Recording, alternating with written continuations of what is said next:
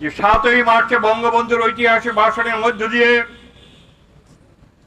বাংলার মানুষকে স্বাধীনতা যুদ্ধের জন্য প্রস্তুত করেছিলেন। তিনি বলেছিলেন, এবারের সংগ্রাম মুক্তির সংগ্রাম, এবারের সংগ্রাম স্বাধীনতার সংগ্রাম। তিনি আরো বলেছিলেন, তোমাদের যার যা কিছু আছে তাই নিয়ে শত্রু মোকাবেলা করতে হবে।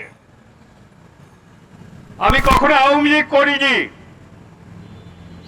কিন্তু আমি যখন মুক্তিযুদ্ধ করেছি, বঙ্গবন্ধুকে মুক্তিযুদ্ধের মহানায়ক হিসাবে মেনে নিয়ে মুক্তিযুদ্ধে অংশ নিয়েছে। কারণ বঙ্গবন্ধুকে বাদ দিয়ে মুক্তিযুদ্ধের ইতিহাস রচনা করা যায় না।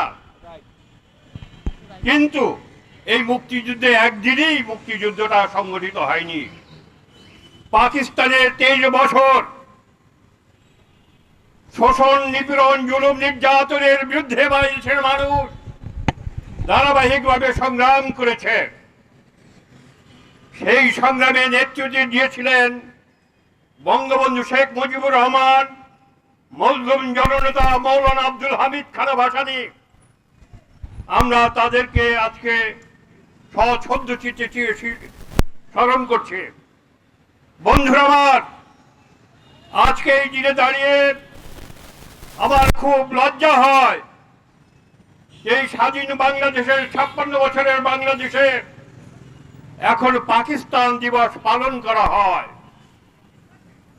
এটা আমি ধিক্কার জানাই। এই বাংলাদেশে কায়েদে আজমের জন্মবার্ষিকী পালন করা হয়, যে জিন্নাকে আমরা 58 সালে বলেছি, 48 সালে বলেছিলাম, জিন্নার মুখের উপরে বাংলার দামাল ছেলেরা বলেছিল no no no. Jinnah Bangladesh তখন বাংলা পূর্ব পাকিস্তান থেকে পশ্চিম পাকিস্তানে চলে গিয়েছিলেন। 3রা মার্চের জাতীয় সংসদের অধিবেশন 1 তারিখে অনির্দিষ্টের জন্য স্থগিত ঘোষণা করা হয়। এর মধ্য দিয়ে আমরা প্রমাণ পাই যে পাকিস্তানিরা আমাদের বাঙালিদের হাতে ক্ষমতা অর্পণ করবে না। তাই বঙ্গবন্ধু 7ই মার্চে লাখো লাখো বাঙালির সামনে ঘোষণা করলেন, এবারে সংগ্রাম মুক্তির সংগ্রাম, এবারে সংগ্রাম স্বাধীনতার সংগ্রাম। আমরা বঙ্গবন্ধু ডাকে আমরা মুক্তিযুদ্ধে অংশ নিলাম।